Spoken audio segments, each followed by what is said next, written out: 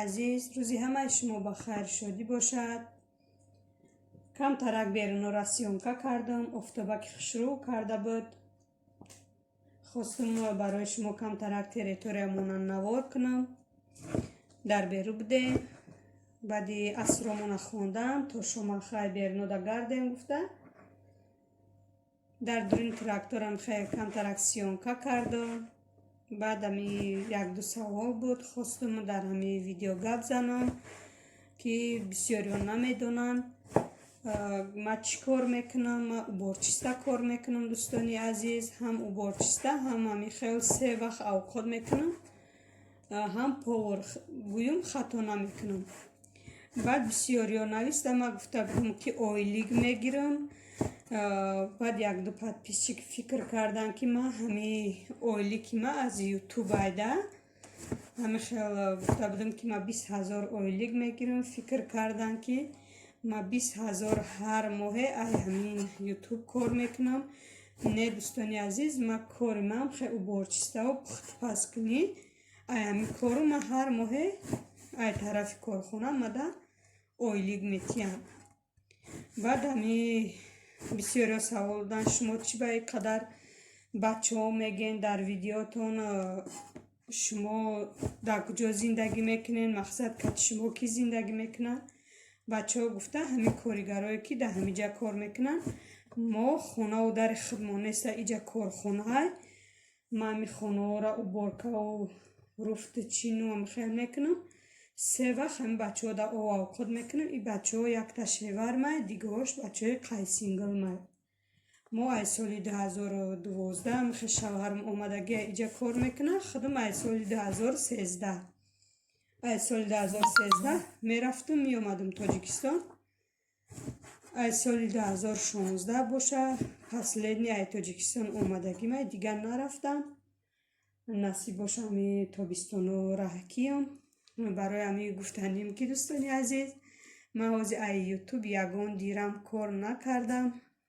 دوستانی عزیز بسیاری ها سوال میتین که کانال ما را رکلام کنین، ثواب شستوامونین. راستی ما باور ندارم که مثال یک کس ثواب شستوا کنم یا رکلام کنم در کانال های شما. مقصد پادپیسچیک جمع شد یا پراسموتروتو نال شد. ما ای کانال خودم باور ندارم برای که ما کانال ما سال 2020 21 مارت کشیده بودم. اوجه یک سال شد ما واپشه پراسموتر نداشتم، کانالم پیش رفته نبود. راستی ایمی بعد که رکلام ای کانالم کشیده شد ای ماه فیورال. بعد یک بار دو رکلام خریدم ای تجماما اپای خوسیه و ای ماما بلوگر تاجیچکا ای همو پراسموتروی من نقص شد. خیلی پیش رفته شد کانالم، شکر خدا نصیب باشه. بعد دوستانی عزیز چی گفتنی میگن که ثواب شستوامونه رکلام کنین. راستی ما حاضرش تا هیچ کاره موندنی نیستم در ثواب شستوام برای که کدی ما آمدگی نیسته. کمتر میترسیم که مثال در کانال میگم پرابلم نشوه. که همو کدی ما آمده رسید یک روز ادینا ویدیو میکنم که ما این کد ما گرفتم. دوستانی عزیز خواهشمندا نویسین در کامنتاریا، هر یک شما رو ما روی خط نام نویس میکنم. بعد یک تا ثواب شستوا میکنم. نه این فکر نکنه که مثال وقتی کدش اومد با سوم را رکلام میکنه. ما با سوم رکلام هم نمیکنم، با ثواب شستوا هم نمیمونم. به سوم هم خیلی دوستانی عزیز این دنیای گذرانه. گفتی که پا خوبی کردی با یک کس پاداشی خوبی تا میگیری. برای همین ما رکلام کردنی نیستم. اگر همین کانال ما یگون فایده ای که در کانال شما رسه انشالله که ما ثواب شستوا میمونم.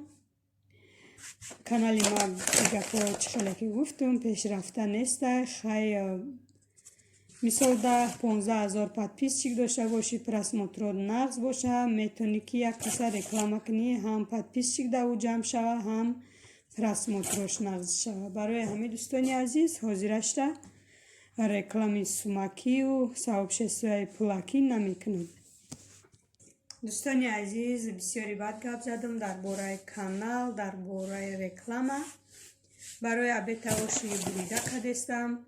Рости бачаҳои мо оши бурида мекунӣ, хел тупа мекунӣ, да ов медӯшонӣ, хелира намехӯранд, хушрӯ намехӯранд. Ами вақти алафу хел чи фраймон боша, мумкин ба бикунӣ, баъд хел тупа каша кунӣ, мумкин хӯранд.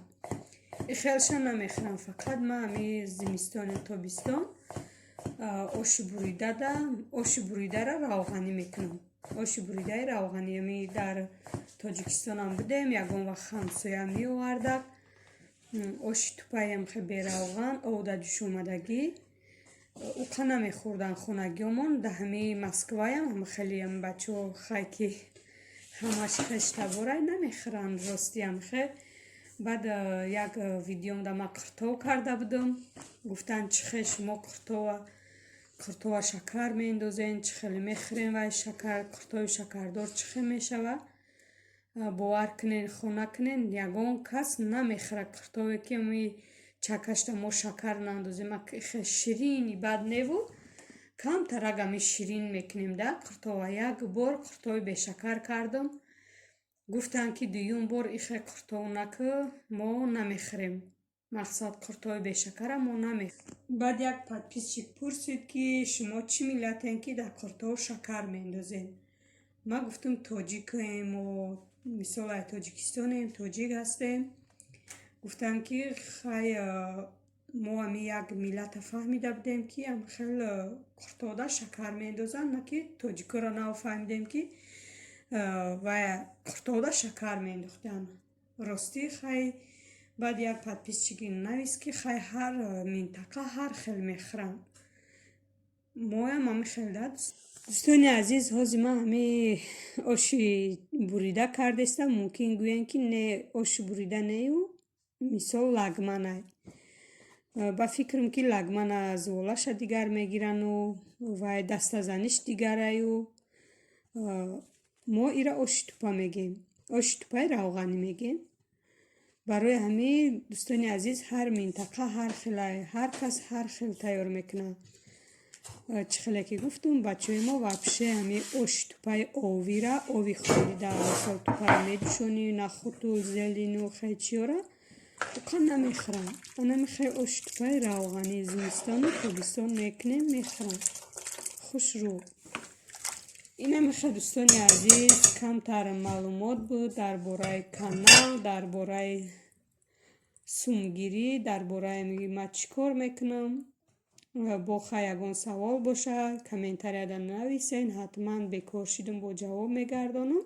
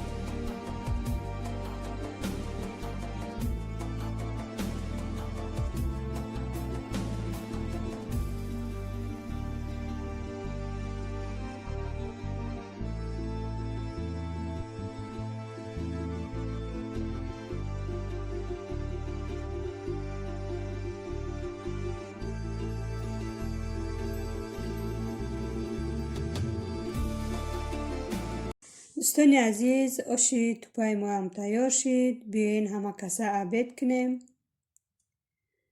انا میخیل ویا توپاشا برداشتم. ازی دونگیاش موندگی تاگی دکده میسته. از دونگیاش هم میبردارم. دیگر لالی ها دا با ما برداشتم. یک طبق کلام با دیگر لالی ها دا برداشتم. اینجا باشه با میدیا میخوای سرتیرافکا کنی و دیگر چیا دو تسلیف کی داشتم نیم نیم بود. نگاه میکنم خیلی غوث شده، رنگی ویران شدگی باره، خیلی بوی بیزم نه اما خیلی غوث شده. بعد گرفتم اما خیلی همش یک جویا کردم. روغن انداختم، شیر و سلیفگی هم خیلی وی شدگی را نپرتم حیف نشوه گفته. اما خیلی بلوشکه شوریدم. اما خیلی ملایم خوشرو آمد. من فکر کردم که ویای سلیفگی و ویران شدگی بوی ترشی میکنه یا که همی بلوشکه ترش میه. نه هم خیلی خوشرو آمد. ملایم که خوشرو آمده یاشته درنشته ورینی خیلی غوث نداشتم. هم خیلی کلوله کردم و جهت همی ملایم بودنش کمتر وی سمرودینه زمروز که داشتم. کمترک شکر انداختم. یک دوتا درونشتم خیلی سمرودینه انداختم. به نهایت به مزه خوشرو آمد. برای همیش شما هم یگان شیره یگان کفیری ویران شیرگی داشته باشین. نپردین. کمتر اگمی شیر رو گرم کنین، روغن اندازین. بعد هم خیلی بلوشکه تیار کنین.